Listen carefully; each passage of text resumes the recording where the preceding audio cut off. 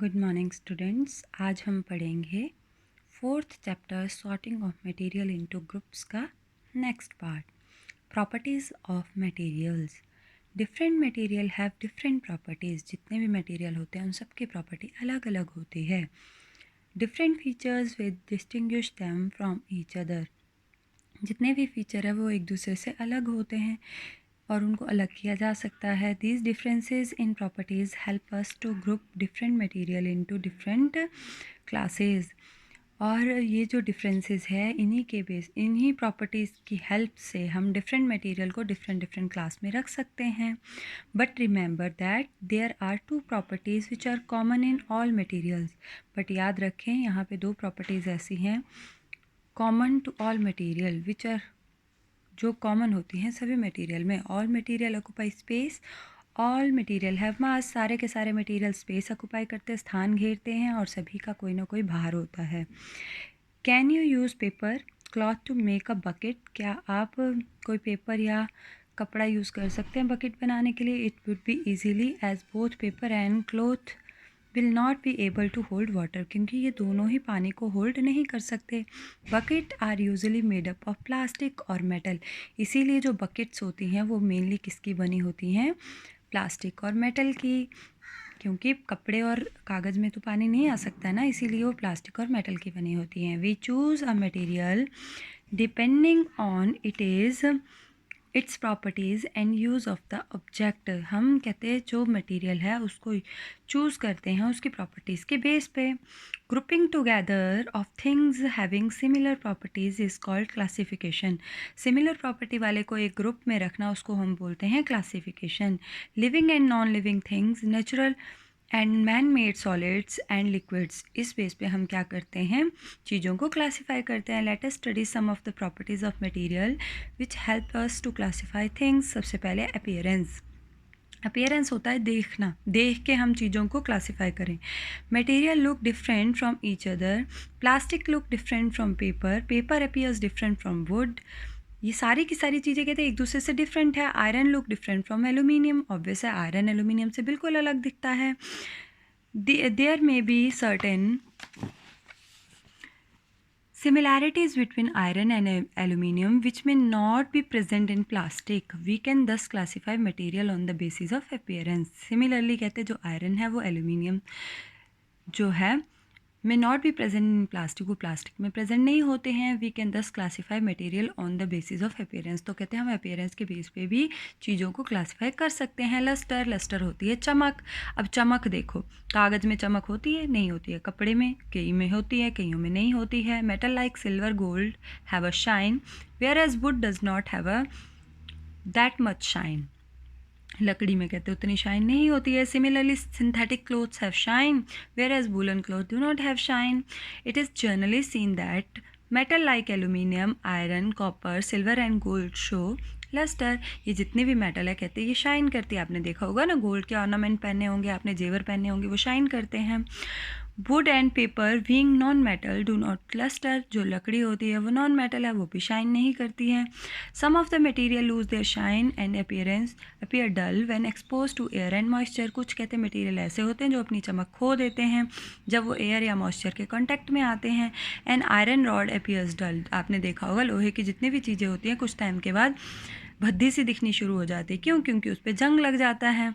When it is rubbed with paper the top layer get removed and it appear lustre. जब हम उसके ऊपर की लेयर को साफ़ कर दे फिर से शाइन करना लग जाते हैं। Therefore to see whether the material is lustrous और not we must observe freshly cut surface of material. अगर हमने देखना है कि मटेरियल लस्ट करता है, चमकता है या नहीं करता है, तो हमने क्या किया, freshly cut surface of material के सरफेस को हमने कट कर दिया। If the freshly cut surface shiny then the material is lustrous. अगर वो चमक रहा है तो मटेरियल क्या होगा, चमकदार होगा। Material can thus be divided on the basis of lustre. Next है hardness. Different material feel different when you touch them. Different चीज़ें डिफरेंट होती है। आप गुब्बारे को टच करो, आप किसी लोहे की चीज़ को टच करो, दोनों का जो टच है वो डिफरेंट होगा। Where as some can pressed easily some are soft, कुछ कहते हैं इजीली प्रेस्ड हो जाती है क्योंकि वो सॉफ्ट होती है. Some items like cotton, sponge, wool can be compressed easily, उनको भी हम इजीली दबा सकते हैं क्योंकि वो सॉफ्ट मटेरियल होते हैं. अब item like iron, stone can not be compressed और प्रेस्ड इजीली, इन चीज़ों को हम कंप्रेस नहीं कर सकते, प्रेस नहीं कर सकते because they are hard material. Thus material can be classified on the basis of hardness. तो हार्डनेस के बेस पे भी हम मटेरियल को क्या कर सकते हैं, क्लासीफाई कर सकते हैं. ये एक्टिविटीज़ दे रखी है, कहते हैं move our hand in petals of flower, window pane, a cup or rock, do you feel any difference? You will feel that surface of petal, window pane and cup are smooth, whereas the surface of rock is rough. Obvious है, पहाड़ का surface rough होगा, जो soft चीज़ें होंगी उनका surface smooth होगा. Can you think more surface which are rough? क्या आप और surfaces के बारे में जानते हैं जो rough होंगे? Some of the substances like salt and sugar completely disappear in the water and they are said to be soluble in water. कहते जो शुगर और सॉल्ट होती है वो वाटर में एकदम से डिसअपियर हो जाती है, तो उसको हम क्या बोलते हैं कि वो क्या है, वाटर सॉल्युबल है. Some of the substance like sawdust, atta do not mix with water even after stirring they are said to be insoluble. जो पानी में कहते स्टिर करने, स्टिर होता है घोलना, घोल के भी डिज़ोल्व ना हो उसको बोलते हैं हम इनसॉल्युबल. अब बेटा दो टाइप के लिक्विड्स होते हैं, एक होते हैं मिसिबल, एक होते हैं इमिसिबल. मिसिबल लिक्विड्स वो होते हैं जो दो लिक्विड का मिक्सचर जो आपस में इजीली डिसॉल्व हो जाए. पानी में दूध मिलाते हो, आपको पता चलता है कि पानी में दूध मिला है, तो वो मिसिबल लिक्विड्स हैं. इमिसिबल लिक्विड, पानी में तेल मिला दो तो ऑयल अपनी अलग लेयर बना लेगा, तो वो क्या है, इमिसिबल लिक्विड्स. दो लिक्विड का मिक्सचर जो कम्प्लीटली मिक्स हो जाए उसको मिसिबल बोलते हैं, जो कम्प्लीटली मिक्स ना हो उसको इमिसिबल बोलते हैं. Some gases like oxygen are soluble in water. Plant and animal living in water breathe oxygen dissolved in water.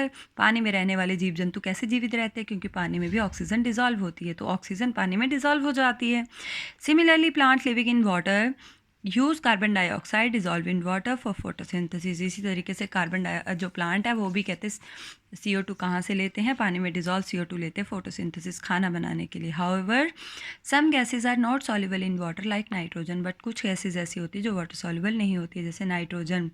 Matter can B divided into categories on the basis of solubility. अब कहते हैं matter को categories में divide किया गया है on the basis of solubility. तो सबसे पहले density, floating and sinking.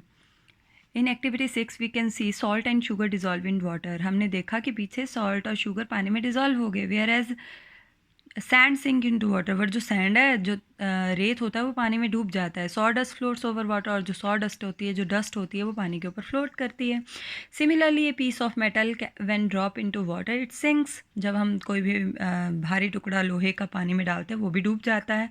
However a piece of wood and cork floats over water. जहाँ तक कि हम अगर लकड़ी का टुकड़ा पानी में फेंके तो वो पानी के ऊपर तैरने लग जाएगा.